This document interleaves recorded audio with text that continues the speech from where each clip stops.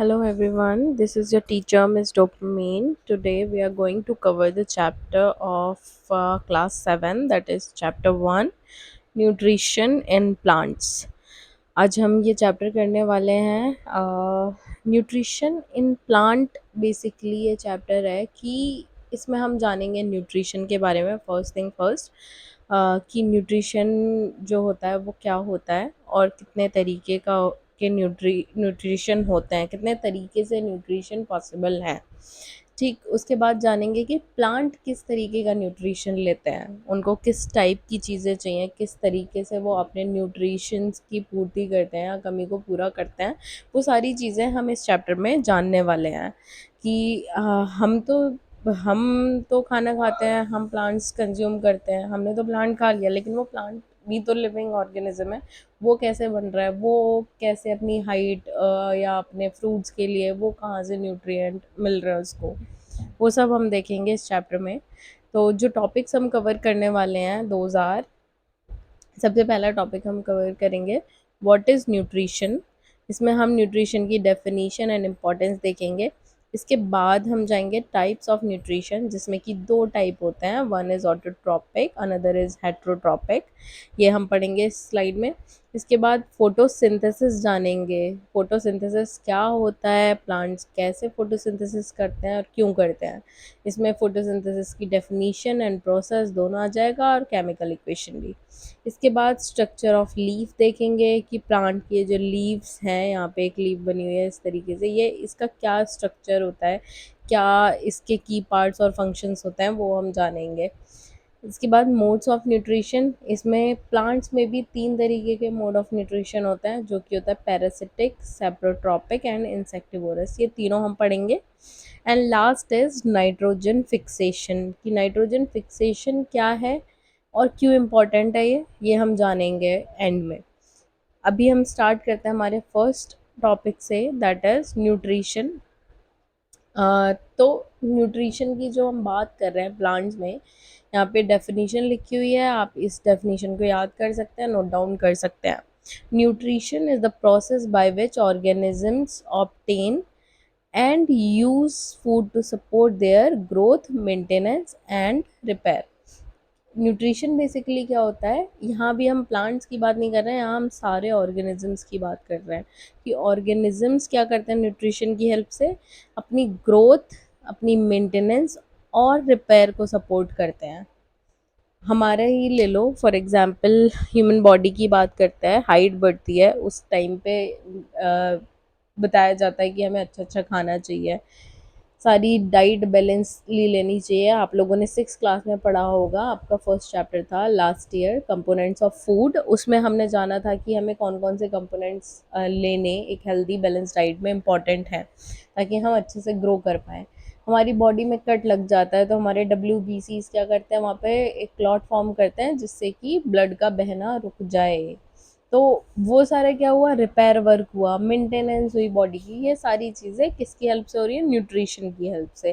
तो जितने भी लिविंग ऑर्गेनिजम्स हैं उन्हें न्यूट्रिशन की रिक्वायरमेंट है, ताकि वो अपना किन चीज़ों को सपोर्ट कर पाएँ, ग्रोथ को सपोर्ट कर पाएँ, मेंटेनेंस को सपोर्ट कर पाएँ और रिपेयर कर पाएँ अपनी बॉडी को। इसके बाद इम्पोर्टेंस क्या है न्यूट्रिशन की प्लांट में, प्लांट को भी सेम ही चीज़ों के लिए क्या चाहिए, न्यूट्रिशन चाहिए, ग्रोथ के लिए, रिप्रोडक्शन के लिए, रिपेयर के लिए, तीनों ही चीज़ें। रिप्रोडक्शन आपको पता है, production of a new being is called reproduction. तो ग्रोथ के लिए, रिप्रोडक्शन के लिए और रिपेयर के लिए भी प्लांट को क्या चाहिए, न्यूट्रिशन की रिक्वायरमेंट होती है। एग्जाम्पल्स की बात करते हैं, अब यहाँ पे हमने एग्जाम्पल्स दे दिए हैं। क्या हो गया, ह्यूमन क्या खाते हैं, फूड टू गेट न्यूट्रिएंट्स, और प्लांट क्या करते हैं, absorb nutrients from the soil to grow. वो डायरेक्ट कहाँ से लेंगे, सॉइल से लेंगे। नेक्स्ट, अब हम बात करेंगे टाइप्स ऑफ न्यूट्रिशन की, कि कौन कौन से टाइप्स होते हैं न्यूट्रिशन के प्लांट के अंदर। सबसे पहला टाइप होता है ऑटोट्रॉपिक, दूसरा टाइप होता है हेट्रोट्रॉपिक। सबसे पहले ऑटोट्रॉपिक की बात करते हैं। ऑटो मीन्स होता है सेल्फ, ओके, और हेट्रो मीन्स होता है डिफरेंट। बेसिकली अगर कोई भी बॉडी अपने न्यूट्रिशन को खुद बना रही है, अपने अपना न्यूट्रिशन वो खुद अरेंज कर रही है, उसको कहेंगे ऑटोट्रॉपिक न्यूट्रिशन। और जब भी कोई ऑर्गेनिज्म किसी दूसरे लिविंग ऑर्गेनिज्म पे डिपेंड है अपने न्यूट्रिशन के लिए, तो कौन सा हो जाएगा, हेट्रोट्रॉपिक। ठीक। अब प्लांट्स की बात करते हैं। बहुत सारे बच्चे ये क्वेश्चन करते हैं कि मैम हम तो खाना खुद बनाते हैं, या फिर हमारी मम्मा तो खाना खुद बनाती हैं, तो फिर हम कैसे डिपेंडेंट हो गए किसी और चीज़ पे। बट हमारे खाने का, अब प्लांट्स के खाने की बात करते हैं, प्लांट किस कैसे हेल्प करते हैं, फिर हमारे की बात करेंगे। Plant make their own food using sunlight through the process of photosynthesis. Plant क्या करते हैं, सन से सनलाइट लेंगे, सॉइल से वहाँ से वाटर लेंगे, और सारी चीज़ें अपनी कंबाइन करके क्या बनाएंगे, अपना खाना बनाएंगे, अपनी एनर्जी बनाएंगे। ठीक, with the help of sunlight, chlorophyll, water. ठीक है, ये सारी चीज़ों से वो अपना खाना खुद बना रहे हैं। वहीं हमें अपना खाना बनाने के लिए क्या चाहिए होते हैं, आइदर प्लांट और एनिमल, मतलब इन दोनों में से हमें कुछ तो चाहिए। और दोनों ही लिविंग ऑर्गेनिज्म है, आपको पता है ये दोनों ही लिविंग है। तो हम किसी दूसरे लिविंग ऑर्गेनिज्म पे डिपेंड कर रहे हैं अपने खाने के लिए। इसी को कहते हैं हेट्रोट्रॉपिक न्यूट्रिशन, कि हमें हमारा खाना दूसरी लिविंग ऑर्गेनिज्म की हेल्प से मिल रहा है। हमने प्लांट लिए, प्लांट को यूज़ करके हमने वो खाया। बेसिकली क्या हो गया, हमने प्लांट खाया। खाने के उसमें फॉर एग्जांपल बात कर लेते हैं पालक पनीर। आई गेस बच्चों को पसंद होगा ये। पालक पनीर लिया आपने, आपने क्या किया, पालक वॉज अ लिविंग प्लांट, उसको कट किए उसके पत्ते और यूज़ किए पालक पनीर को बनाने में। अब वो पालक क्या होगा, डाइजेस्ट होगा,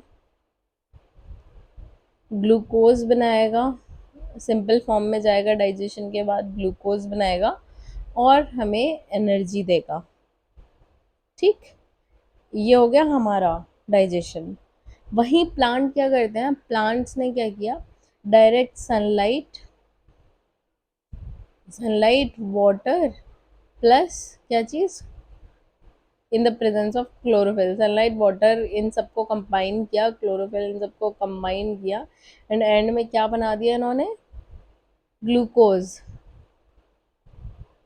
और शुगर, ये बनाया और एनर्जी के फॉर्म में यूज़ कर लिया। प्लांट ने कौन सा स्टेप नहीं किया, प्लांट ने ये दो स्टेप्स किए ही नहीं, उसको ज़रूरत ही नहीं पड़ी, उसने क्या किया, डायरेक्ट ये किया और अपना खाना खुद बना लिया।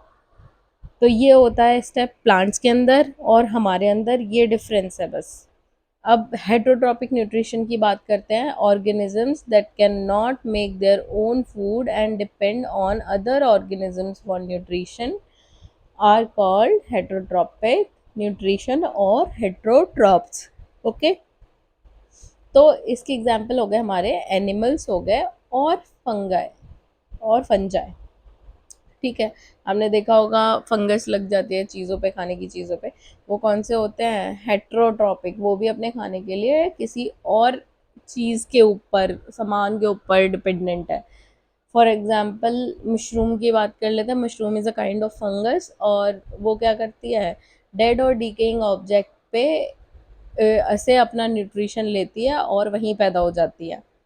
तो ये यहाँ पे इमेज में देख रहे हैं एलिफेंट्स। अब बात करेंगे इनकी। एलिफेंट्स आर बेसिकली, एलिफेंट्स की बात कर रहे हैं। एलिफेंट्स ये कौन से हो गए, ये हो गए हेट्रोट्रॉप, और ये हो गए, ये तीनों ही चीज़ें हो गई ऑटोट्रॉप। ओके, तो ये हमारे दो टाइप्स हो गए, ऑटोट्रॉपिक और हेट्रोट्रॉपिक। बिल्कुल अच्छे से याद कर लेना है, बिल्कुल कंफ्यूज नहीं होना है इसमें। ये बस याद रखो कि ऑटो मीन्स होता है सेल्फ और हेट्रो मीन्स डिफरेंट। तो जो खुद पे डिपेंडेंट है खाने के लिए वो ऑटोट्रॉपिक हो गया यानी कि प्लांट, और जो दूसरों पे डिपेंडेंट है खाने के लिए तो वो गया heterotrophs, animals and human beings. Okay, next बात करते हैं फोटोसिंथेसिस की। फोटोसिंथेसिस क्या होता है, photosynthesis is the process by which green plant use sunlight to synthesize nutrients from carbon dioxide and water। ठीक, कार्बन डाइऑक्साइड और वाटर के प्रेजेंस में ये क्या करेंगे, अपना खाना बनाएंगे। तो सबसे केमिकल इक्वेशन जो होती है फोटोसिंथेसिस के लिए, that is this. Chemical equation का एक और चीज़ बता देती हूँ, ये 6CO2 लिखा हुआ है। इस चीज़ का मतलब है CO2 का एक मॉलिक्यूल है, CO2 का ये एक मॉलिक्यूल होता है। 6CO2 लिखा हुआ है, यानी कि यहाँ पे 6 CO2 के मॉलिक्यूल यूज हो रहे हैं। ओके, इस तरीके से। अभी आपको शायद बता दिया गया हो या शायद नहीं भी बताया हो, C is the symbol we use for carbon. इसके बाद O is the symbol use for oxygen and H is for hydrogen. ये सारी की सारी क्या होंगे, ये एलिमेंट्स होते हैं हमारे आसपास। दीज आर बेसिक एलिमेंट्स जिनको कंबाइन करके सारी चीज़ें बन रही हैं हमारे आसपास। आपने अब तक कार्बन डाइऑक्साइड के बारे में पढ़ा होगा कि हम क्या करते हैं, ऑक्सीजन इनहेल करते हैं और कार्बन डाइऑक्साइड एक्सेल करते हैं, वो यही कार्बन डाइऑक्साइड है जो कि प्लांट यूज कर रहा है। इन्होंने क्या किया, कार्बन डाइऑक्साइड ली, वाटर के 6 मॉलिक्यूल्स लिए और सनलाइट की प्रेजेंस में, लाइट की प्रेजेंस में, हमेशा फोटोसिंथेसिस के लिए लाइट प्रेजेंट होना कंपलसरी है। यहाँ पे सनलाइट की प्रेजेंस में इन्होंने क्या किया, ग्लूकोज फॉर्म किया या शुगर, ग्लूकोज या शुगर बात एक किया, और ऑक्सीजन रिलीज किया। ये वही ऑक्सीजन है जो हम अपनी ब्रीदिंग के लिए यूज कर रहे हैं, ये इन्वायरमेंट में छोड़ दी। एग्जाम्पल है, plant like spinach and tomatoes perform photosynthesis. Plant or trees or anything which is green and living and it's not necessarily green, तो जितनी भी सारे प्लांट वाले कैटेगरी की सारी चीज़ हो गई, वो क्या कर रहे हैं, फोटोसिंथेसिस के थ्रू अपना खाना खुद बना रहे हैं। Green algae in water also carry out photosynthesis. अब फोटोसिंथेसिस के भी स्टेप्स होते हैं। फोटोसिंथेसिस का स्टेप हो गया, सबसे पहला होता है लाइट एब्जॉर्प्शन। इन्होंने क्या किया, लाइट को एब्जॉर्ब किया। क्लोरोफिल क्या करती है, क्लोरोफिल का मेन काम होता है एब्जॉर्ब सनलाइट। ये क्या करेगी, सनलाइट को एब्जॉर्ब कर लेगी, इसीलिए क्लोरोफिल का होना बहुत ही ज़्यादा ज़रूरी होता है। इसके बाद क्या होगा, वाटर स्प्लिटिंग, वाटर मॉलिक्यूल को स्प्लिट किया जाएगा, यानी अलग अलग डिवाइड किया जाएगा, हाइड्रोजन को अलग किया जाएगा, ऑक्सीजन को अलग किया जाएगा।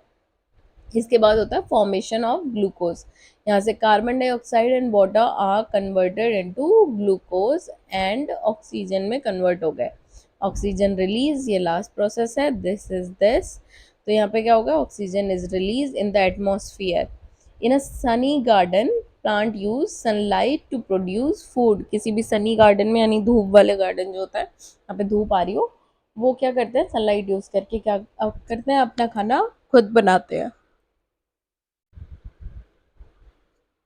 ओके, तो अभी आगे बात करते हैं। यहाँ पे ना एक क्वेश्चन आता है, इन जनरल बच्चे पूछते हैं, या बच्चे नहीं पूछते हैं तो मैं उनसे पूछ लेती हूँ। क्वेश्चन ये है कि ये तो बात हो गई क्लोरोफिल। क्लोरोफिल का होना बहुत बहुत ज़्यादा इम्पॉर्टेंट है जब भी फोटोसिंथेसिस की बात होगी, क्योंकि क्लोरोफिल के बिना लाइट एब्जॉर्प्शन नहीं होगा। अब लाइट एब्जॉर्प्शन नहीं होगा तो कोई प्लांट फोटोसिंथेसिस कैसे करेगा। नेक्स्ट जो इसी से रिलेटेड क्वेश्चन आता है वो ये है कि बहुत सारे क्लोरोफिल बेसिकली क्या है, आपने पहले भी पढ़ा होगा, अभी भी बता देती हूँ। क्लोरोफिल की बात कर रहे हैं, chlorophyll is basically the green pigment, green pigment और green colour we can say, कि जो हरा रंग प्रेजेंट होता है ना प्लांट्स के अंदर, या हरा जो कंपोनेंट प्रेजेंट होता है प्लांट के अंदर, वही क्लोरोफिल है। अब बहुत सारे प्लांट्स ऐसे होते हैं जो कि डिफरेंट डिफरेंट कलर्स के हैं, तो उनमें फोटोसिंथेसिस कैसे होगा, क्योंकि उनमें तो फिर हरा कलर दिख ही नहीं रहा। तो फिर वहाँ फोटोसिंथेसिस वो कैसे करेंगे बिना क्लोरोफिल के, क्या उनमें फोटोसिंथेसिस होगा या नहीं होगा, या वो दूसरे प्लांट पे, वो किसी और चीज़ पे डिपेंड कर रहे हैं अपने खाने के लिए। तो इसका जो आंसर आता है कि आप का कोई भी किसी भी कलर का पौधा क्यों ना हो, उसमें थोड़े बहुत अमाउंट में क्लोरोफिल प्रेजेंट होता ही होता है, और वो थोड़ा बहुत amount is enough for their growth. वो थोड़े बहुत अमाउंट में जो भी क्लोरोफिल उनके पास प्रेजेंट है, उसी के थ्रू वो फोटोसिंथेसिस कर लेते हैं।